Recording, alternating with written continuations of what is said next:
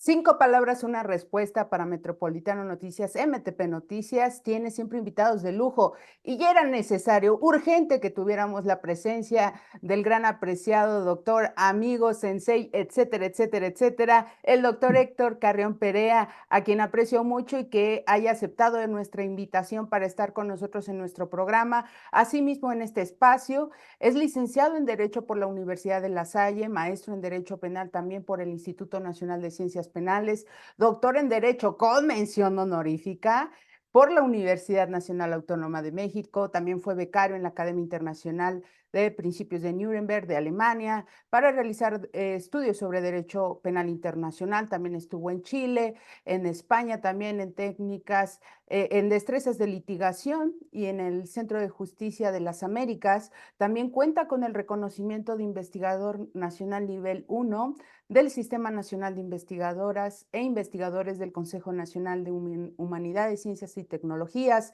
También es profesor a nivel posgrado de diversas universidades en Guadalajara, en Ciudad de México, Estado de México, como la UNAM, también en la Universidad La Salle, en la Panamericana, en la Escuela Libre de Derecho, en el mismo INACIPE. También ha participado como ponente y docente en cursos, congresos, seminarios, no solo locales, sino internacionales, en Colombia, también en Brasil.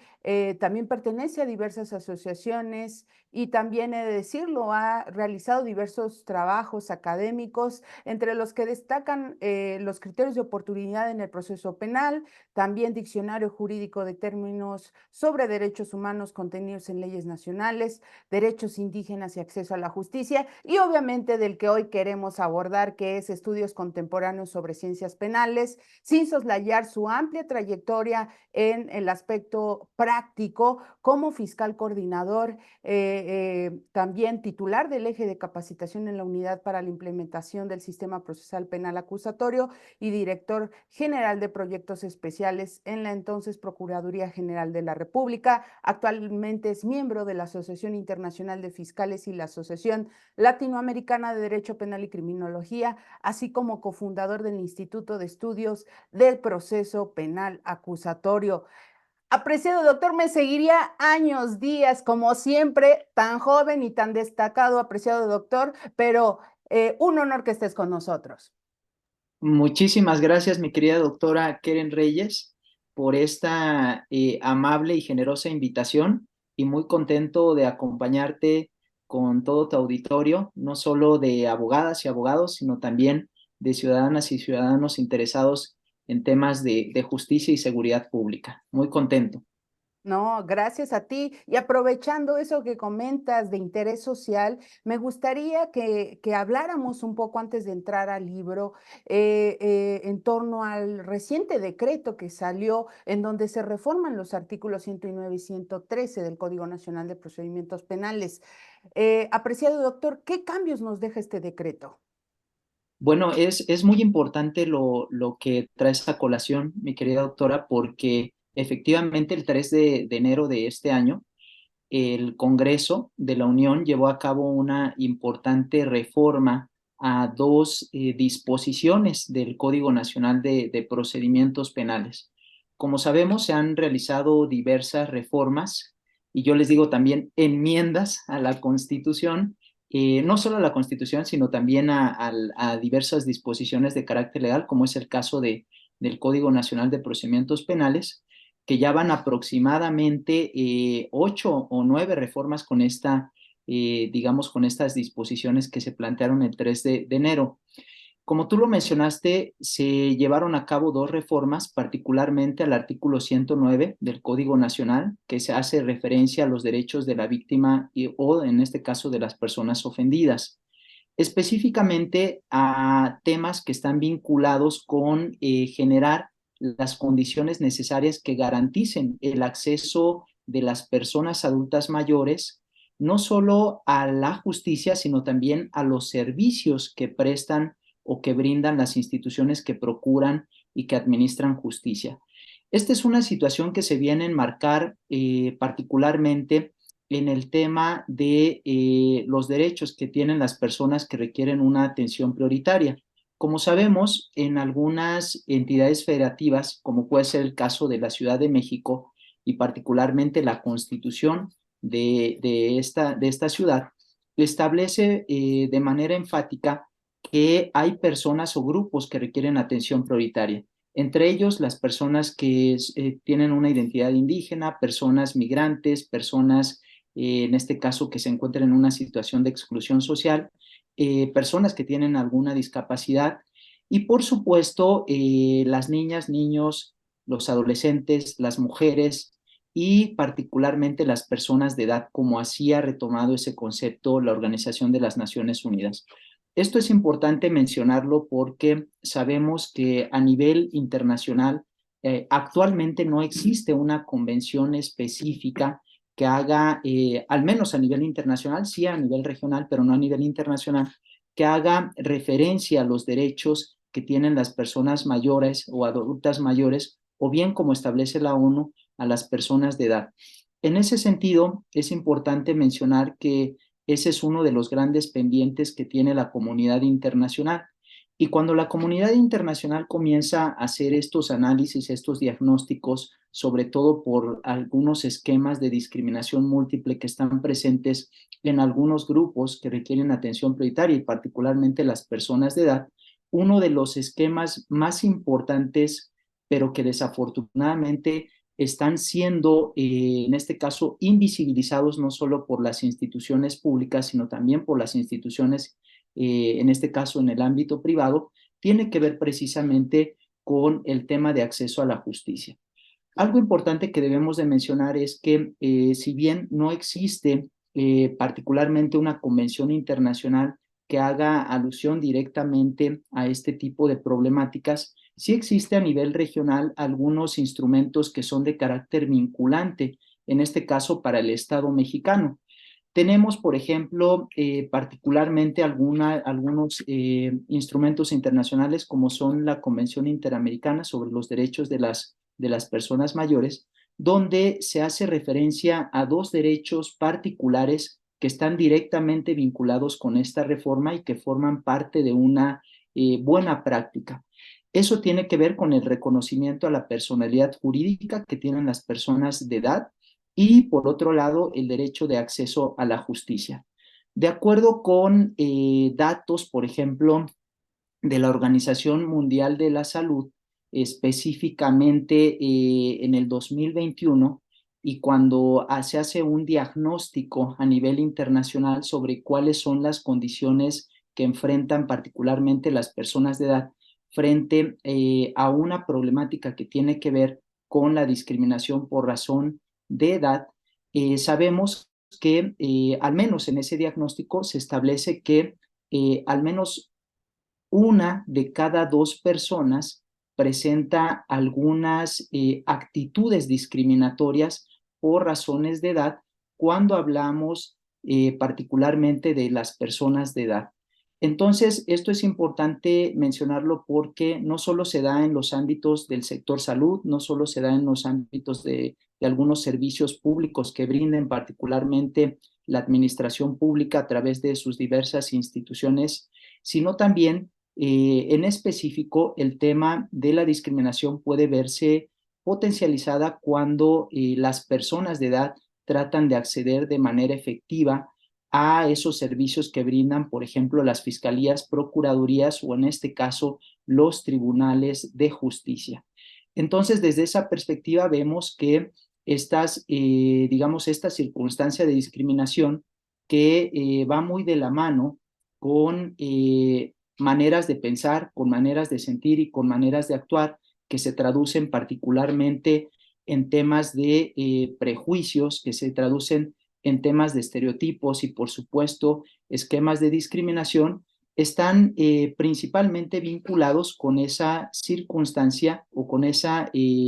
circunstancia, digamos, que requiere una atención prioritaria particularmente a las personas de edad. Justo como se hace, digamos, haciendo una referencia particular cuando las personas, niñas, niños o adolescentes también se encuentran en esta situación. Es importante mencionarlo porque seguramente muchas y muchos de ustedes han tenido el infortunio de presenciar, ya sea de manera directa o de manera indirecta, cómo existen diversos esquemas no solo de discriminación, sino de violencia en contra de las personas y que esos esquemas de personas de edad y que esos esquemas pueden incluso repercutir en cuestiones en el ámbito penal. Por ejemplo, temas de violencia familiar o temas de violencia comunitaria que se puedan ver, digamos, planteados desde esa perspectiva. Y es así que el constituyente permanente decide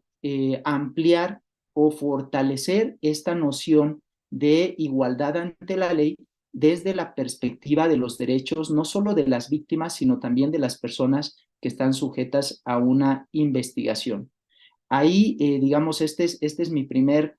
comentario preliminar, doctora, y creo que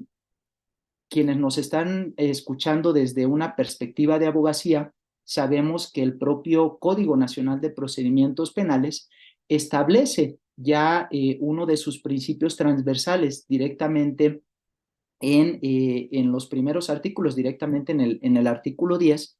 ese derecho de igualdad ante la ley, donde se establece que todas las personas que sean intervinientes en el propio procedimiento penal, ya sea como víctimas, ya sea como personas sujetas a una investigación, o incluso, si se me permite este comentario desde el punto de vista práctico, personas que, terceras personas interesadas o involucradas en el propio procedimiento penal sin que tengan esa calidad de parte procesal propiamente hablando, tienen que ser tratadas por las instituciones de procuración de justicia, ya sea desde el ámbito público como desde el ámbito privado, de esa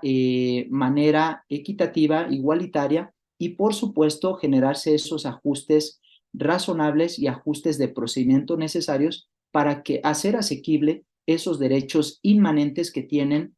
particularmente dentro del procedimiento penal. Entonces, ese, digamos, es un planteamiento preliminar que me gustaría visibilizar en torno a esta primera reforma que se hace al artículo 109 del Código Nacional de Procedimientos Penales. Y por supuesto, como ya lo habías mencionado, también se hace una reforma al artículo 113 que hace referencia a los derechos del imputado, porque sabemos que las personas que son sujetas, por ejemplo, a una detención, en algunos casos, esas personas tienen bajo su cuidado personal a no solo personas, en este caso niñas, niños o adolescentes, sino también a personas de edad que requieran una atención prioritaria, no solo desde el punto de vista, si, digamos, de temas que tienen que ver con su cuidado personal, sino también desde ese cuidado en el ámbito de la salud y en el ámbito asistencial que deben de ser prestados particularmente a partir de la representación que estas personas puedan brindar cuando esa exigencia se hace, digamos, o se plantea por parte de algunas instituciones que brindan determinados servicios como son específicamente el ámbito de la salud, ¿no? Esos, digamos, son un planteamiento preliminar que me gustaría hacer y dejar, en este caso, mi querida doctora, si hay algún comentario adicional que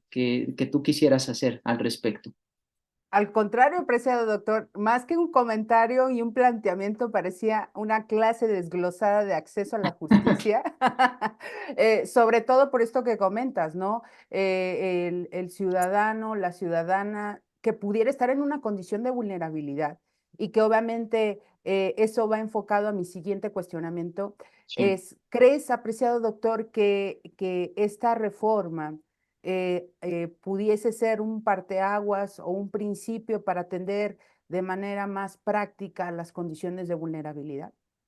Bueno, es una reforma, gracias por esta pregunta. A mi criterio es una reforma de carácter complementario.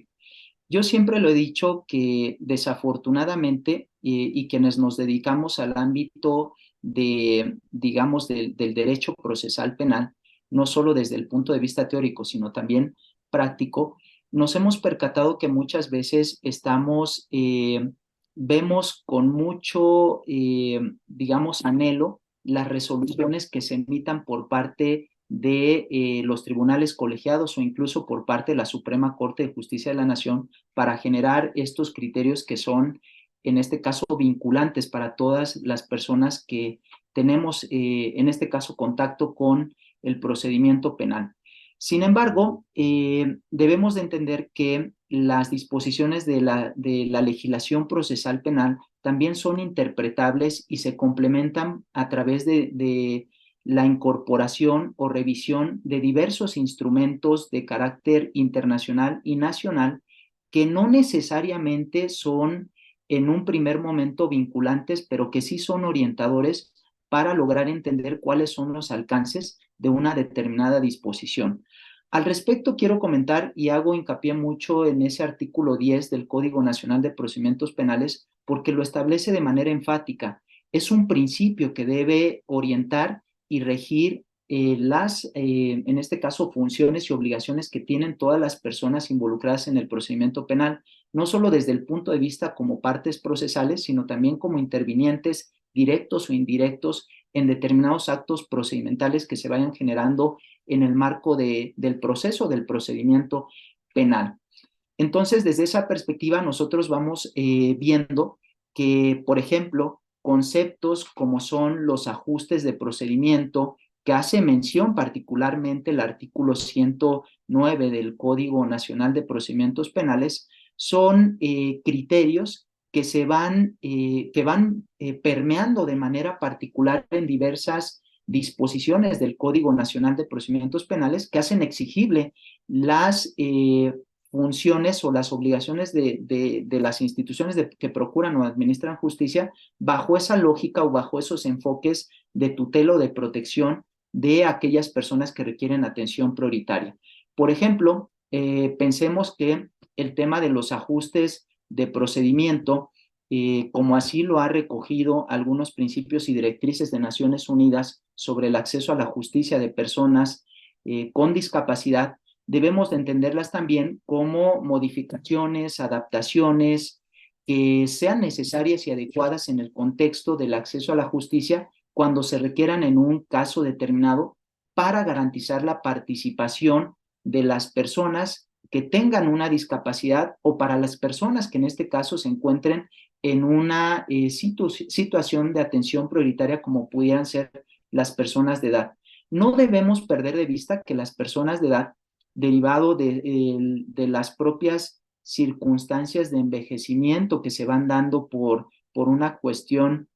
natural, van presentando algunas otras circunstancias en las que puede concurrir alguna discapacidad, por ejemplo, una discapacidad de carácter psicosocial que puede estar, digamos, también vinculada con el propio envejecimiento o alguna discapacidad de carácter físico derivado también de algunas circunstancias. Pero eso no implica que el que puedan concurrir estas situaciones de vulnerabilidad no implica que ellas no puedan participar de manera adecuada en un procedimiento y que se hagan escuchar de manera adecuada los planteamientos que ellos tienen que hacer en torno a, por ejemplo, temas que tienen que ver con la reparación del daño o temas que tengan que ver con la resolución adecuada de los propios conflictos o incluso su propia participación, que ésta sea adecuada y eficiente y efectiva durante una audiencia, por ejemplo. Entonces, desde esa perspectiva, viene a complementar lo que ya hemos visto en otro, lo que ya se encuentra, digamos, sugerido y recomendado en diversos instrumentos internacionales y también con base en disposiciones que son obligatorias al propio Estado mexicano. Pensemos, por ejemplo, la Convención sobre los Derechos de las Personas con Discapacidad, donde establece de manera enfática y de manera frontal que el Estado mexicano y sus instituciones administrativas, judiciales o de otra índole tienen la obligación de proteger y tutelar los derechos de todas las personas que tengan una discapacidad. Primero, que se les reconozca su personalidad jurídica y posteriormente que se les reconozca ese derecho de acceso a la justicia que tienen de manera particular. Pongo un ejemplo y que es algo que seguramente nos dará para mucho, para otro programa o para otro tema. o que podamos vincularlo en alguna otra acción. Pero cuando nosotros analizamos, por ejemplo, el Código Nacional de Procedimientos Penales, el Código Nacional establece un procedimiento para personas malamente llamadas inimputables, que yo digo que no son inimputables, son personas que tienen una personalidad jurídica propia y pueden ejercerla, y desde la perspectiva de la propia Convención sobre los Derechos de las Personas con Discapacidad, es importante que se dejen esos prejuicios y esos estereotipos y se reformule la manera en que puede participar una persona con discapacidad intelectual o psicosocial en un propio procedimiento penal. Cuando ustedes analizan, quienes son abogadas o abogados y quienes no lo sean, si tienen interés en este tema, pueden analizar las disposiciones del Código Nacional específicamente en ese procedimiento, y desafortunadamente se queda o se deja de lado la posibilidad de que las personas, o al menos se hace un silencio enfático, de que las personas con discapacidad, o en este caso mal llamadas inimputables, puedan sugerir que un asunto, por ejemplo, de carácter patrimonial cometido sin violencia, o un tema que se investigue por querella, o un tema que implique la comisión de un delito que se haya cometido de manera culposa, pueda derivarse a un órgano de justicia alternativa para resolverlo a través de la mediación o la conciliación. Entonces, hay recomendaciones muy importantes que ha emitido directamente el Comité de Naciones Unidas sobre las Personas con Discapacidad, que establece de manera particular que las personas con discapacidad psicosocial tienen la plena posibilidad y el pleno derecho a que se reconozca su calidad y su personalidad jurídica, incluso para sugerir en este tipo de procedimientos arcaicos, discriminatorios y, por no decirles de otra manera, a proponer el uso de mecanismos alternativos de solución de controversias. Ya lo ha dicho incluso este dictamen del caso de Arturo Medina, que fue emitido particularmente por el Comité de Naciones Unidas sobre los Derechos de las Personas con Discapacidad, que se hace necesario el reconocimiento de la personalidad jurídica, y a partir de ese reconocimiento de la personalidad jurídica de una persona con discapacidad se haga efectivo su derecho de acceso a la justicia. Y con eso cierro este punto, porque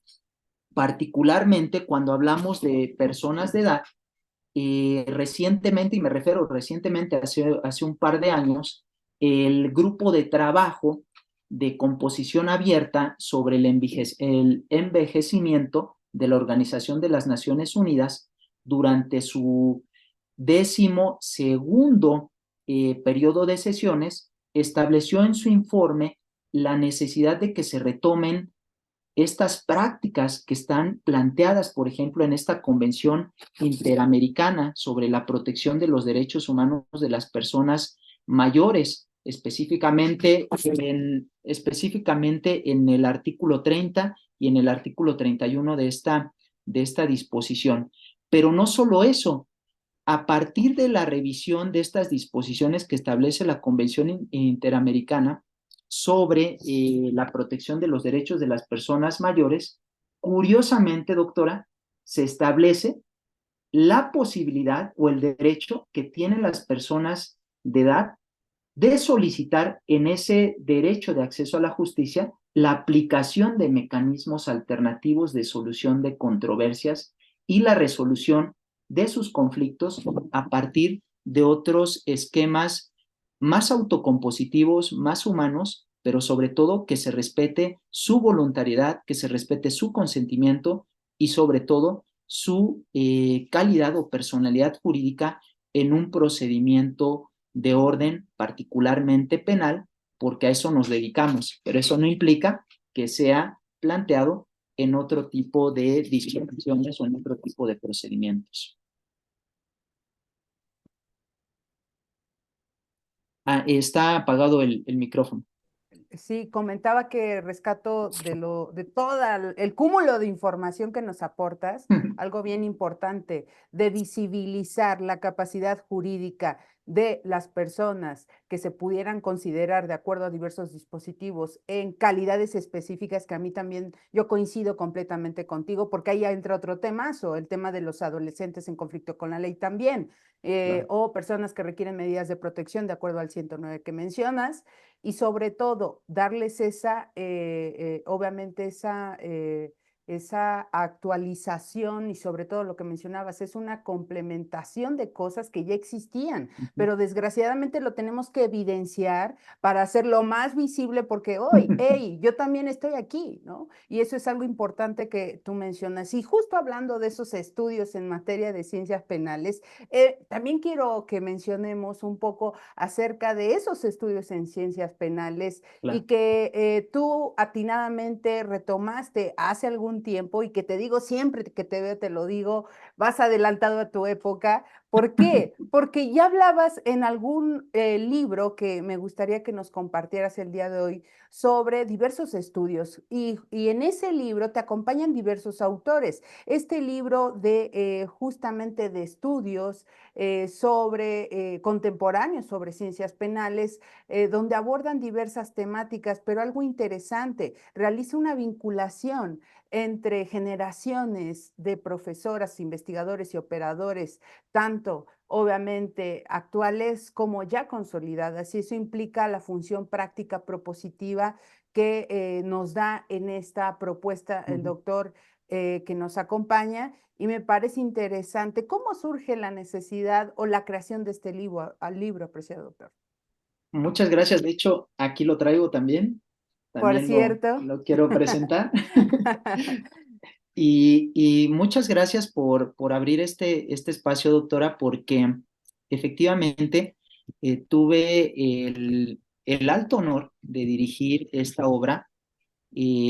porque fue un proyecto que generamos para conmemorar el 10º aniversario del Instituto de Estudios del Proceso Penal Acusatorio. El Instituto de Estudios del Proceso Penal Acusatorio, INEPA por sus siglas, es una asociación una organización de la sociedad civil de carácter académico y científico que se crea precisamente en el marco de toda esta reforma de seguridad y justicia que se planteó en el 2008, hace un tiempo. Y a partir de esa iniciativa, el INEPA comenzaba a visibilizar o a identificar diversas preocupaciones que tenían las personas operadoras jurídicas en torno a diversos temas que desafortunadamente todavía siguen sin resolverse o, bueno, todavía no tienen un abordaje lo suficientemente consistente para poder resolver esos grandes fenómenos o grandes problemáticas. Entonces, desde esa perspectiva, el INEPA, y particularmente bajo mi dirección como director ejecutivo, tuvimos el acierto de convocar a diversas autoras y autores que actualmente están impulsando incluso en sus propios países nuevos proyectos e innovadores, proyectos en este caso, para humanizar el derecho penal y el derecho procesal penal y en general las ciencias penales. Nosotros particularmente tomé la decisión de denominar este libro o esta obra colectiva como Estudios Contemporáneos sobre Ciencias Penales, porque sabemos que no todo se suscribe al ámbito del derecho penal o del derecho procesal penal, sino que también está la criminología, está la victimología, está la historia del derecho penal, así como otras materias sumamente importantes que conforman a las ciencias penales. Entonces, desde esa perspectiva, tuvimos oportunidad de no solo convocar, como tú bien lo mencionas, a plumas ya consolidadas o a plumas que han sido un referente para nosotros en nuestra formación como académicos y como operadores jurídicos, sino también a personas, en este caso catedráticos y operadores que están pues impulsando de manera determinante estos temas. Este libro se conforma por 22 artículos, en este caso inéditos, artículos que están vinculados con grandes problemáticas que se plantean particularmente en el Estado mexicano, sin dejar o sin perder de vista que son problemáticas que también son, en este caso, desafortunadamente las podemos situar en diversos países de la región. Y ahí se plantean temas que tienen que ver con, digamos, ciertos fenómenos muy desafortunados que se están planteando, por ejemplo, en el ámbito legislativo, como tiene que ver con el populismo punitivo, que es una situación que está muy digamos, a la vuelta de la esquina en el Estado mexicano y sobre todo cuando estamos en un proceso de entrada de elecciones, que se hace desafortunadamente ese uso nocivo de la legislación penal sustantiva. También se hacen algunos planteamientos sobre, digamos, críticos sobre el uso de algunas herramientas de carácter procesal, como es el procedimiento, en este caso abreviado, que es algo muy importante cómo se está planteando en las fiscalías, o particularmente por las y los fiscales este procedimiento y cómo se pueden incluso surgir procesos autoorganizativos, por no llamarles de otra manera, llámese, por ejemplo, corrupción o actos en contra de la Procuración o de la Administración de Justicia por el mal entendimiento que se tiene de este procedimiento. Y también temas que incluso estuvieron vinculados directamente con el endurecimiento de las condiciones de ejecución penal durante la pandemia. Esto es algo muy importante. Nosotros íbamos a publicar o íbamos a presentar el libro años antes, pero desafortunadamente por esta circunstancia tan lamentable que sucedió en todo el mundo, tuvimos que aplazar la presentación. Pero se tratan temas que tienen que ver con, por ejemplo, el estudio dogmático del feminicidio, que es algo que está muy latente en la propia práctica de las y los ministerios públicos y también en los razonamientos que hacen las autoridades jurisdiccionales. Y por supuesto, planteamientos de carácter también técnico que se dan en el ámbito internacional. Por ejemplo, autores que abordaron particularmente cómo se está involucrando la teoría del delito en el entendimiento o en, por ejemplo, en la interpretación de delitos o crímenes internacionales que están tipificados en el Estatuto de Roma de la Corte Penal Internacional. Y así sucesivamente, algunos artículos que también nos dan cuenta de la historia del derecho penal y cómo a partir de esa historia del derecho penal se van configurando determinadas políticas que desafortunadamente pues han desembocado en una negativa para llevar a cabo una propuesta seria que unifique de manera adecuada la legislación penal sustantiva en el Estado mexicano. Entonces, es un cúmulo de acciones y yo le llamaría denuncias académicas y públicas, pero también denuncias académicas muy propositivas que dan pie a, en este caso, a iniciativas muy interesantes y partir de la base de que también este tipo de trabajos y lo que nosotros hacemos desde el ámbito académico está construido con base en nuestra experiencia práctica. Eso es algo que debemos de tomar en consideración porque muchas veces se banaliza el trabajo que nosotros desarrollamos como académicos porque muchas veces se dice que solamente son elucubraciones teóricas y demás. No, aquí una de las características y el cuidado que hemos tenido, y particularmente que he tenido, es de garantizar que los trabajos que se están planteando sean trabajos no solo propositivos, sino también prácticos y adicionalmente que brinden soluciones a problemáticas reales y no solo a, digamos, circunstancias pasajeras que desafortunadamente se van planteando en el ámbito político o en el ámbito electoral. Pues apreciado doctor, más que teorías, propuestas prácticas, efectivamente, y eso nos deja este gran libro, esta obra, estudios que coordinaste, apreciado doctor. Obviamente se nos ha agotado el tiempo. Estudios contemporáneos sobre ciencias penales que nos ha presentado aquí en MTP Noticias. Y obviamente te agradecemos que hayas estado con nosotros, no sin antes nos puedas decir en dónde está disponible este libro para que dejemos el link, dejemos tus redes y sobre todo dejemos Claro que sí. la portada para que quienes quieran adquirirlo vayan ya directamente para allá. Claro que sí, les doy mis datos de contacto en X, antes Twitter, es @Héctor Carreón P. Y también el libro lo pueden adquirir directamente en la editorial Tirant Lo Blanc. Directamente en la página pueden acceder y ahí se encuentra la obra, así como otras obras académicas que ha